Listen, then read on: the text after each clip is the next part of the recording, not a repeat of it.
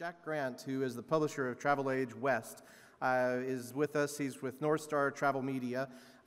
Jack runs a business that is oriented around the travel industry, and within the group is a number of travel publications and media businesses that focus on the industry and the vertical that is travel.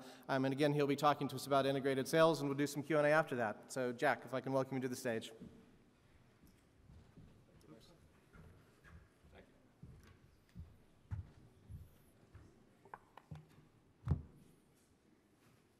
You know, I don't know if it's an advantage or disadvantage to talk at one of these in the afternoon. So I've got a lot of video and, you know, a little power behind this presentation to kind of get everybody into the swing of it.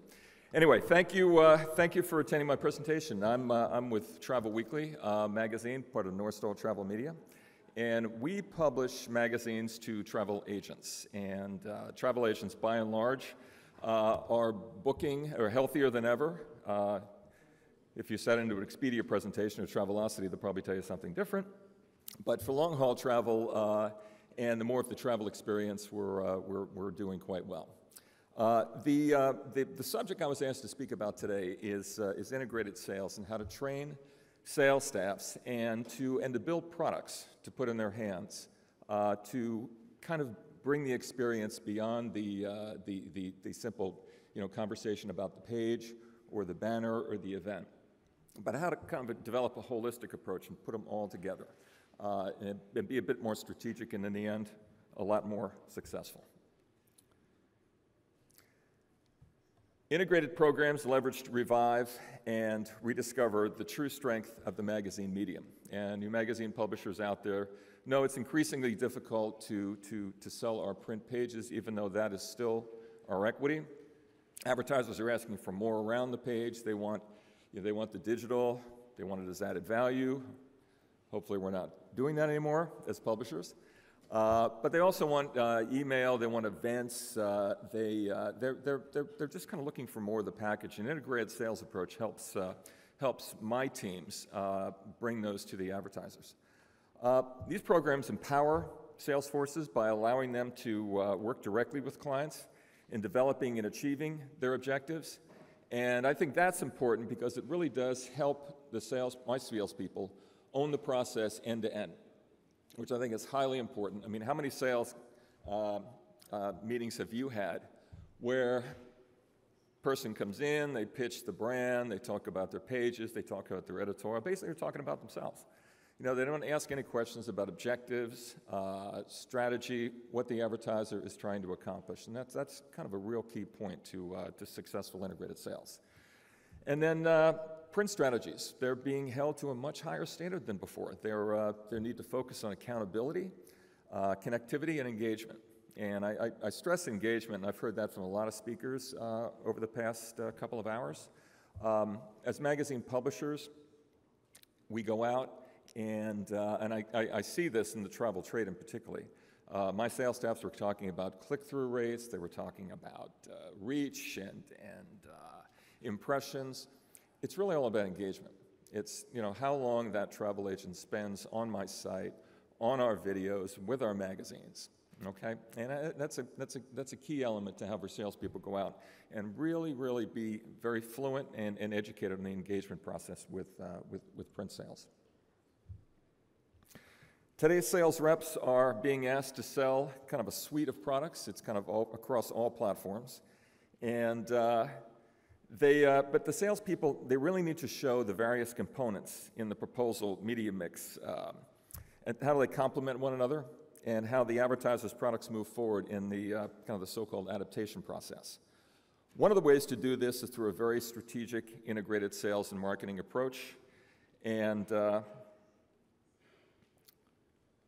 what you'll see with this is most salespeople will understand how to properly market and position their products. But where I find a lot of them fall short is the pitch's focus on their range of media products being sold instead of the advertiser's media products. And the stories, the sales stories that I've seen my salespeople in the past build around a handful of unrelated claims and statistics rather than on strategic premise that addresses the advertiser's problems. So while better media products are being created all the time, they're being shortchanged on how they're being positioned. And I think that is really key to selling successful integrated programs. I'm going to get back to this in a minute. I've got about 4 or 5 case studies I want to show you of integrated programs I've developed over the years. It's kind of a chronology of someone going back 20 years. We didn't call them integrated back then, but anyway, you'll see some approaches that I have found being very successful. Show that in a second. But integrated sales programs are to train your sales teams to adopt kind of a more holistic approach to problem solving. Again, back to that consultative selling process. Challenge your teams to sell this end-to-end. Challenge them to be part of the process, not just hand it off to marketing or the digital teams to execute, but really be involved. And I found in travel trade in particular, I found that my staff were doing just that. They were just handing off to the ad ops team, let them execute, and I'd have the advertisers calling me every 2 or 3 weeks and said, how do I perform? I didn't get any reports. That's the last thing you want. So really, challenge your salespeople to be involved in the process from the first sales call to the summary and the wrap-up report for that particular campaign. It's really vitally important, particularly for repeat sales. And this part of the program, what I want to do is show you a couple of approaches that I found successful. I mean, it's one thing to train your salespeople to own the process, to sell digitally, to be well-versed in all the various platforms out there, and it's becoming much more complicated for them with webinars. And we do, at Travel Weekly, we probably have 5 webinars a week, and they're hugely popular. They sell out all the time. But we struggle a little bit with print, like probably most of you publishers in the room. So packaging in integrated programs really helps to sell the entire brand across all platforms. And I'll show you a couple of approaches that I've taken over the years. Now, don't laugh at me on this one. This was something that R.J. Reynolds approached me back in, I think this was 1985. And the camel character, remember the old Camel cigarettes? With the camel on the Sahara Desert, they changed it to a character, this macho, cool dude, Joe Camel. So R.J. Reynolds asked me, I was publisher of Field and Stream at the time, and they asked me, how can I bring this Joe Camel character a little closer to hunters and fishermen? We've identified them as a key target for us, but we want to have a closer association. So I'm thinking, how the hell am I going to do this with a cigarette? So I went to my advertisers, and went to one lure company called Rebel Lure, and I asked them if they can actually create a functioning lure in the shape of Joe Camel's image. And they came up with one that actually worked. So anyway, we put it out there on the market. We sold these print units. They were actually 6-page units. We had, I think, 3 or 4 a year. And it just went off the charts. Probably to this day, and I heard this a couple of years back, that it's still the most successful program that Campbell's ever done. Now, you can't do this anymore. I mean, coupon redemption for cigarettes is not happening. But just to kind of give you a little illustration that, integrated sales and marketing wasn't something we just kind of invented when the internet came online. It's been around for a long time. We just called it something else. I don't know if any of you out there sell advertising for a living, but I'll tell you, one of my pet peeves is going to a trade show. And as publisher of Home Magazine, we would attend probably 20 shows a year. The International Builders Show, Kitchen and Bath Show, Home Furnishing Shows, and so forth. And as publisher of Home Magazine, it wasn't exactly a top-tier brand. We were always behind Martha Stewart Living or Architectural Digest or Traditional Home. And we were known for renovation and building, so it wasn't really that sexy. So you can walk around the show and you go to Armstrong Flooring or you go to Pella Windows and Doors, and all they see is the magazine rep coming. So, and they're like, oh, I don't have time for you. Talk to my PR person over here, or talk to my media person over here. But tough to get to the CMO and really difficult to get to the CEO. So we thought, how are we going to do this at a trade show to get more exposure for the brand out there? To not have my salespeople all over the place talking to, basically entry-level decision makers. So we created a radio show, and we called it Home Live. And we broadcast it. It was a satellite broadcast back then. I think this was 1999. And it worked. We had set up interviews with CEOs, CMOs of all the building products companies, appliances, home furnishings, and so forth. And we literally had everybody. And it was just kind of like one of those things that we put it together in a special print package. So you couldn't get the interview, you couldn't get the radio without buying the print package. And something to this day, actually, this actually did launch a company now called the Entertainment Radio Network, which is talk radio for magazines. And ERN, I believe, represents about 50 magazines now. But Home Magazine was one of the first back in 2000. So interesting approach, low cost of entry, but very effective. Another program that we launched at Home Magazine was with a partnership with the National Football League. And we sold this as a package of a Super Bowl weekend. It included print, it included online, but it also included the event itself. We would build a show house in the area where the Super Bowl was being held. This happened to be in Detroit. And we built a fabulous show home in Birmingham that we stocked with all the advertisers and sponsors' products. We had a couple of events. We had a designer event one night. We had football players join us for the night before the game and take us to the event. We sold this in a print and digital package that was, I think at its heyday, yielded $5 million a year from zero. And again, the cost of entry, Super Bowl, NFL, it's expensive. It's not, there's various doors you can go through the NFL. I hope nobody from the National Football League is in the room, but to go through, we went through NFL alumni, and the cost of entry was a heck of a lot less. So that was a hugely successful program that we did for about 5 years. Another product of Home Magazine was show homes, and we did this one with Sears. We called it Home Away from Home. That was a print, digital, radio broadcast from the floor of the show. We built a show home in Grand Central Station that was up for a week, and I think it had something like 500,000 people through it. It was all interactive. Sears sponsored it end to end. Fabulously successful program. We sold lots of business through this, and again, the point of entry on this was probably less than 100 grand, and the yield was several $1 million. These are some of the elements of the program itself, but very exciting program. I mean, for those of you that are published or in the publishing business, if you've got Shelter Books, the show home has been around for a long time. What I try to do is take the show home in a little bit of a different direction with some of these partnership programs, and this one was just one of several that we adopted. When I was with Hachette, which wasn't too long ago, for those of you folks from Lagardère, you may remember this program that we did with Elle Magazine, Road and Track and Car and Driver at the Grove.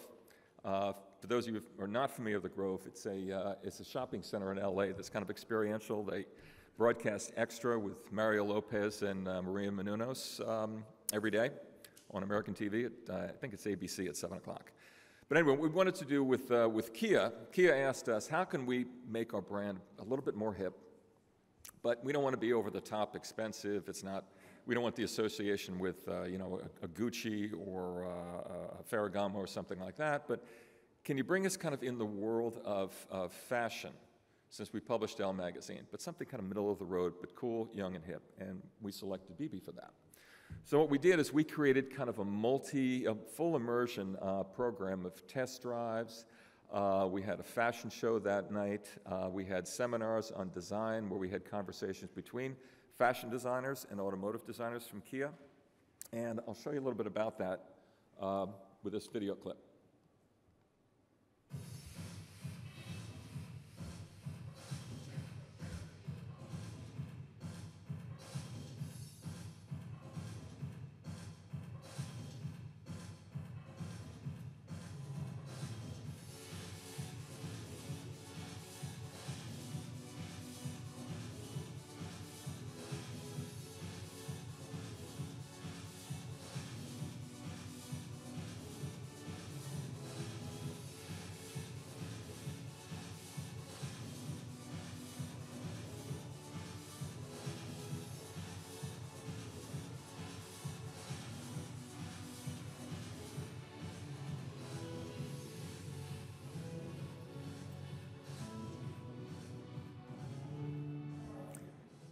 So what we wanted to do with this program is, one of the key elements was the ride and drives, and we produced about 500 ride and drives that day.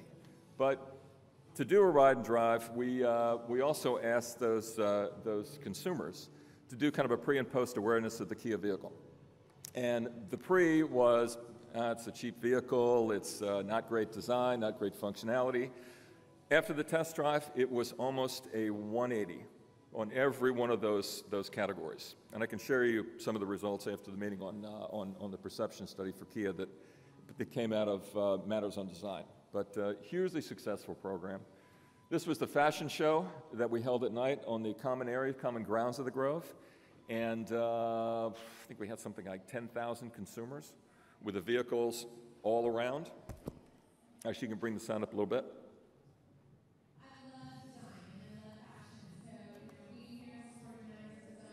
And we threw in a little celebrity, too.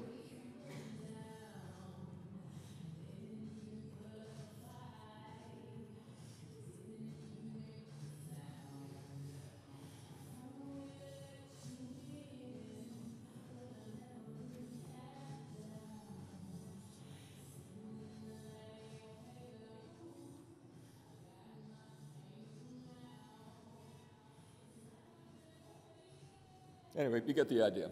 Highly successful program. I think it yielded about $1 million for a one-day event. And we've got, we're actually working on a couple in TravelAge that I'll show you in a second. We can move on to the next slide. Anyway, just some of the metrics out of the elements of Matters on Design between the ride and drive test drives, the pre and post awareness studies, the product placement, and next slide. And then just some of the metrics. All in, I think there was something like over 100 million media impressions that were generated from this event. But hugely successful, great branding for Kia. And they came back the following year and did another one. So again, this is kind of one of the bigger things that I've done recently, but it was certainly worth it. And I'll talk about consultative selling. I think we had a conference call with at least 10 people on the phone, probably for 6 weeks straight every day on this event. But again, you know, we got a repeat customer out of this for quite a while for not only Road and Track and Car and Driver, but also for Elle magazine. Back to the Grove again. This is another program that we launched most recently while I'm here at Travel Weekly. I was told when I first got into travel trade, was about 2 years ago. I spent my entire career in consumer. That you've got to really keep it separate between the travel agent conversation and the consumer conversation. I was like, why would you want to do that? If I can bring a customer to my customer, isn't that a good thing? So anyway, the more that I pitched this internally, my senior management kind of came around, and we launched this brand called TAG, Travel Agent Gathering, which brings together database picked consumers from again at the Grove, their database of highly affluent consumers who travel long distances, spend a lot of money on vacations, got an enormous database. I think it's something like 15 million people. To bring them together with hand-picked travel agents for kind of a day of education on in this case, we did China back in June on that particular destination. So it was a morning event that we held with the travel agents. And you can see the elements of this. We had product demonstrations, exhibits for hotel partners, and what I found in travel trade, the partnership program is a big deal. The destinations have budgets, but they're not as big as you would think. So they rely on investments from airlines and hotels, rent-a-cars, and so forth to put on, to fund their ad campaigns and events. So this is one we came up with. We did the first one in June with China. We've got a couple more in the pipeline. We think this brand is going to really take off in 2014. And this was the ask on. I guess this was on Los Cabos that we did a couple of weeks ago. But anyway, we have high hopes for this. And again, we did 2 this year. We're hoping to do 3 to 4 times that many in 2014. Back to the automotive world. This one was launched, and it's another mod, but in this case, mod stands for modification. For your car enthusiasts out there, in fact, I listened to the presentation from the guys from Top Gear this morning, and this was a program that was done 3 years ago with Motor Trend magazine. And we got together with eBay Motors, and we modified a Ford Mustang. And we did it online, kind of an episodic type of thing, where the consumers would vote on the exhaust systems, on the engine, on the interior, the electronic systems, the tires, the wheels, whatever that might be. And we would sell each one of these categories as a sponsorship.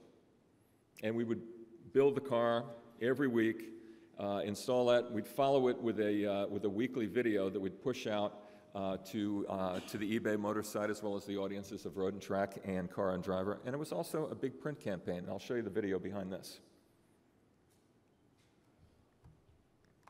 This was kind of the wrap-up of a 6-week modification.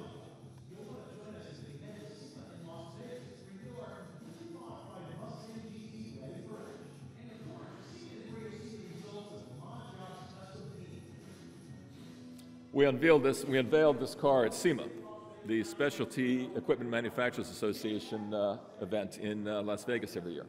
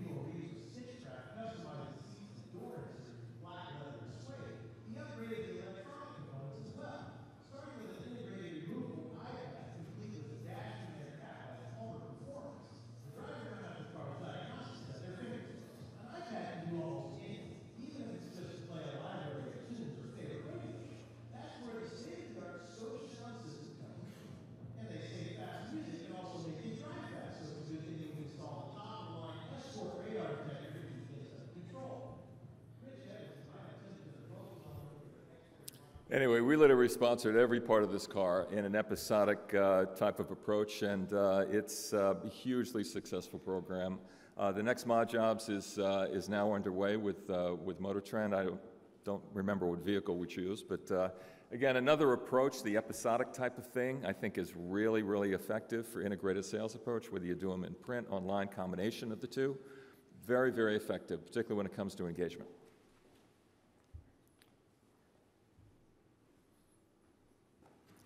And that's a little bit of the summary of Mod Jobs, but I can send you, anybody that would like it, I can send you a thumbnail or give you a thumbnail of the program, but very successful. The adaptation, you can use this in fashion, you can do it in home design. It's, you know, it's this type of approach. You can use it across a lot of different categories. These programs are new to the marketplace. In fact, we haven't launched this one yet, but this is called World Travel Market Live. I talked earlier about Home Live and how we launched that, and I kind of did it for all the wrong reasons. I wanted somebody that was actually a decision maker to actually talk to me at a trade show. This is a lot different. This is an approach where we are actually setting up a studio, and again, this is still in negotiation stage, but we're talking to Reed Exhibitions about launching this in either, probably a little too early for London World Travel Market, which is coming up in November, but more than likely World Travel Market Sao Paulo in April. And it'll be a little bit of a different approach than we take. The Home Live was strictly audio. Now with the magic of video, we can push this out in real time. We film on site the interviews, but also integrate video from that particular destination, hotel, airlines, whatever it might be, into the conversation in real time. Push it out within 10 minutes of the interview to a international database of travel agents through Reed, which is about 150,000, and our own domestic North America travel agent database of about 150,000. So it's going to be a worldwide webcast, let's say. And I'll show you a little bit how this works.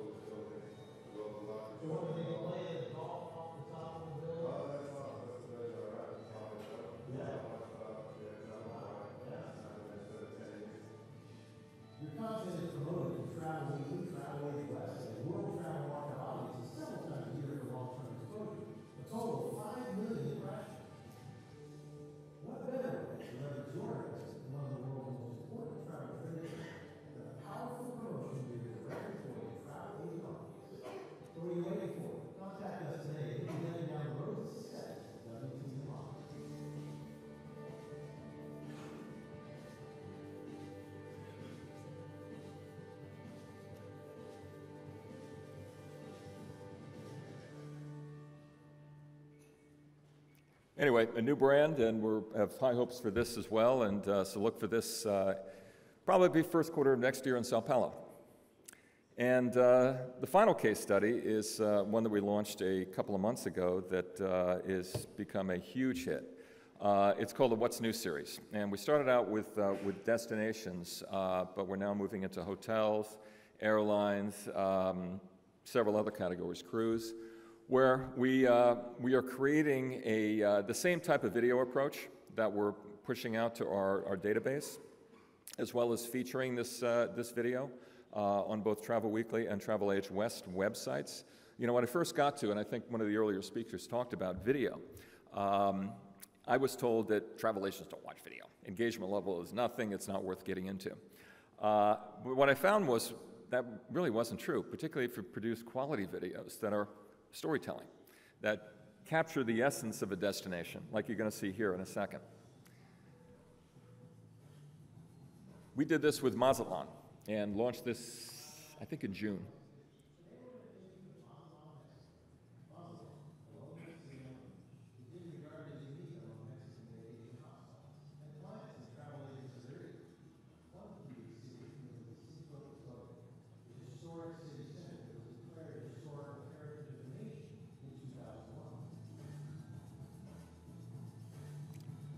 Now, if you can click on the drop down there, let me show you something.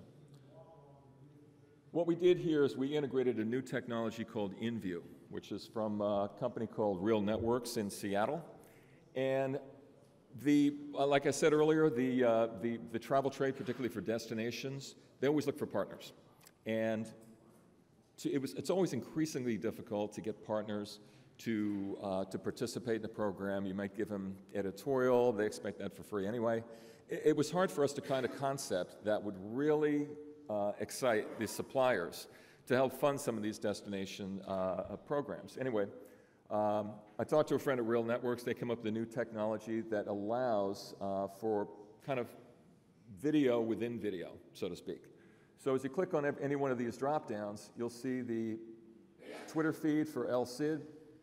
I'm going to click on Twitter there. Oh, good, they're saying nothing about El Cid. Anyway, the Mazatlan, there we go. You can see the conversation that takes place online. It's also connected to Wikipedia and Google Maps. So travel agents can kind of get a digital dashboard in video for this destination. And it was also a great way for the partners to get much more exposure than we could possibly give them in print. Although we do a print companion with us as a 12-page supplement. But the suppliers loved it. They're throwing money at it like crazy. It's a big hit. And again, it gives the suppliers the metrics that they're always looking for on engagement and in views and so forth. So again, we're building a relationship not only with the destination itself, but also helping the destination sell their supplier partners with a new technology like this. So again, another program, we have high hopes for this as well.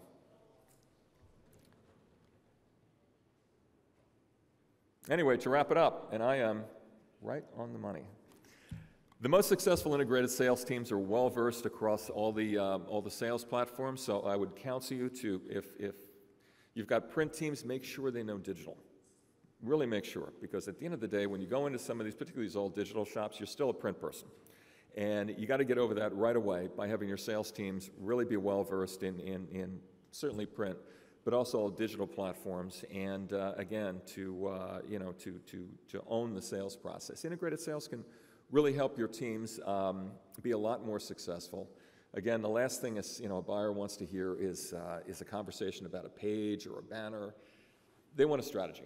They want something that they can bring to the agencies, you can bring to the client and say, here kind of is an end-to-end approach that not only is a great branding experience, but also delivers the metrics across all of these platforms and brings the conversation of that particular brand, the association with that particular title of that magazine. So anyway, for those of you that have programs, I encourage you to put as much energy as you can behind them.